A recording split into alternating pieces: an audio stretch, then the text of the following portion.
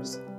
Today I'm going to tell you the 10 simple steps for starting a meaningful business. Uh, what do I mean by starting a meaningful business? By it, I mean, uh, again, you can randomly or abruptly also start things, but if you're strategic in nature, if you are like, you plan certain things, certain steps before you take an action. So I'll say the first thing is, in order to start a meaningful business, find the right business partner. Why do I suggest having a business partner, not starting it individually? Because again, you have some strengths and some weaknesses. No one is perfect, no one has every aspect of the life covered properly. So, the first thing is that identify your strengths and hire a partner, or have a partner who complements you, who has complementary strengths to you. And also you have to share the business equity with that partner, so I'll suggest have 50-50 business equity. By that I mean, your partner should feel that he or she has the same stake in the business as you. Without you both being completely focused on the business, your business cannot succeed. Next step is to create a strategy. What do I mean by strategy? By strategy, I mean that you must have a clear focus on one thing or one product at a time. Why do I suggest one product or one thing? Because if you're off focus, if you're trying to do everything, like if you want to create a technology company and you are also simultaneously trying to create a media company or trying to create a retail company, so you're mixing all these things up, and you won't be able to have a direction or a focus, and you won't be strategic about things. So it will again result in haphazard sort of thinking and won't lead you anywhere. The third step is also very important, and it's derived from the second step. So you have to say no to what's off focus.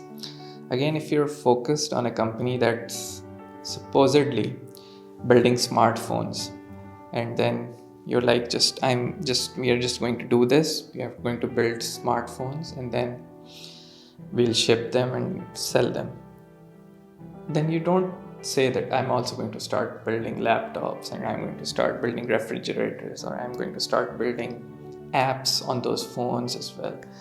So you have to be a bit focused. So first, perfect your focus on the product that you're manufacturing or creating.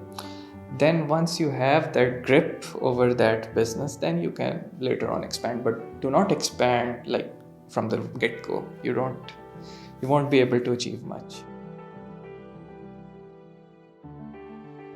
The next step is also very important. It's about finding peer support. What do I mean by finding peer support? By that I mean that you have to get your friends engaged. If you have created a business, you need to market it. You have to tell your friends, your colleagues, and your distant relatives and close relatives as well that you have created this business, and if in any way or form they are able to help you, they should. It's just about asking for help, asking for support.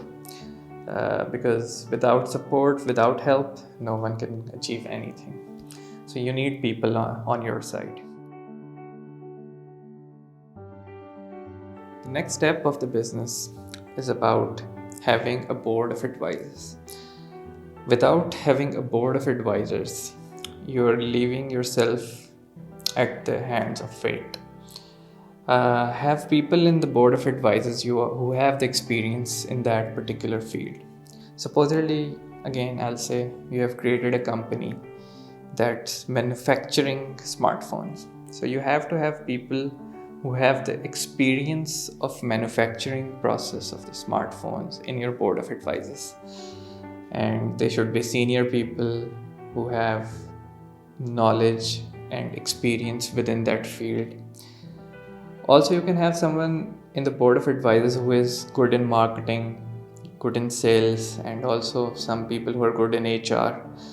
The ideal thing is to have a diverse sort of a board of advisors, those from the industry as well as those who have like the experience of strong business practices.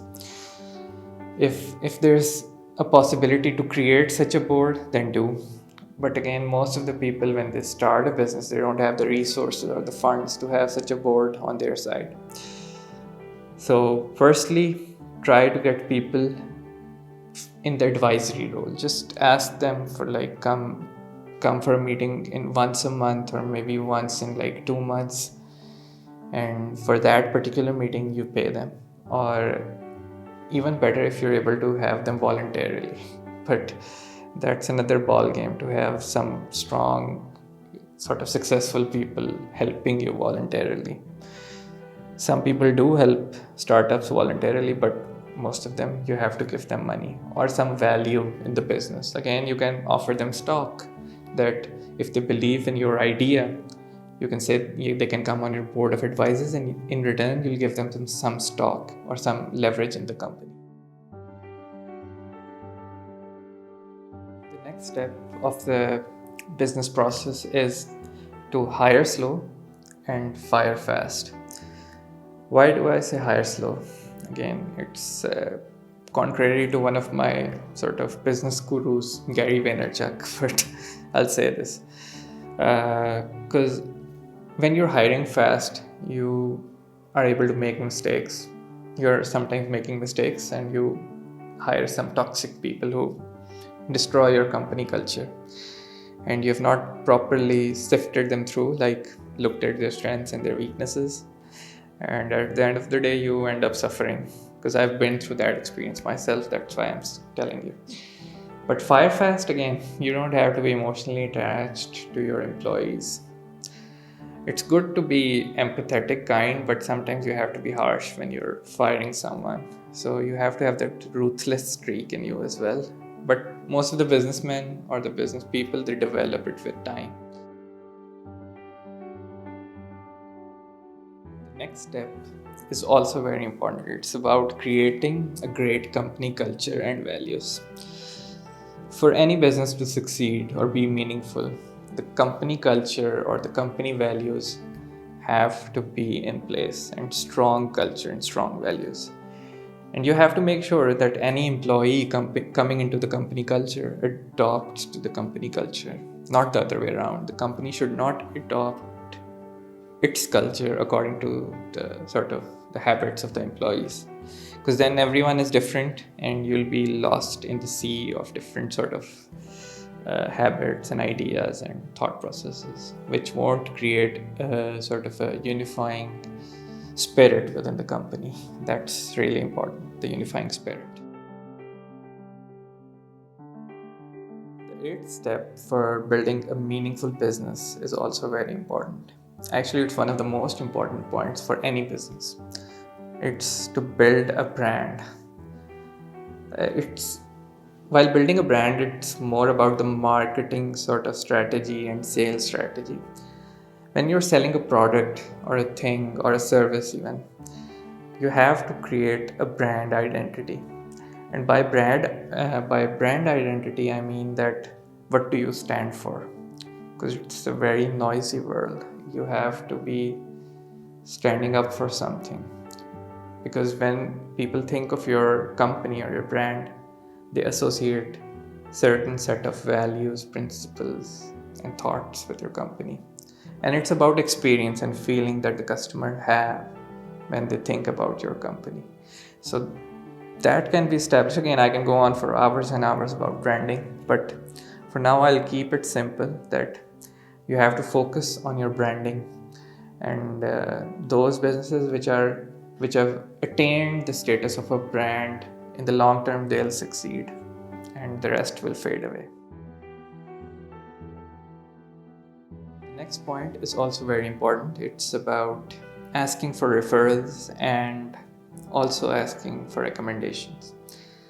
When you are like providing a service or like you have sold a product to someone, then you can ask about their experience, that how did they experience the product, or what do they think about the company and their services and the after sales. So again, building a loyal customer base is important for any business, and for creating a loyal customer base, you have to listen to them, you have to take their feedback, and then you have to sort of implement the feedback within the company.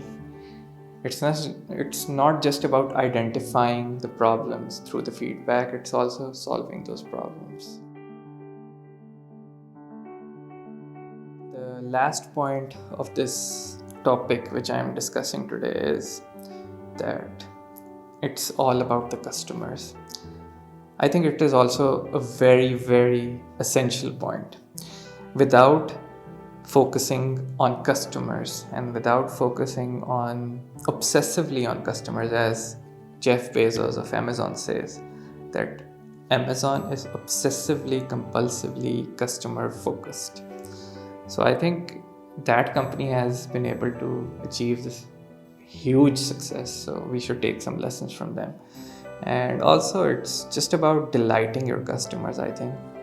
If you are able to provide great customer experience within the product or the service you're providing, then I think you'll always be successful and you'll be able to create a meaningful, long-lasting, strong business.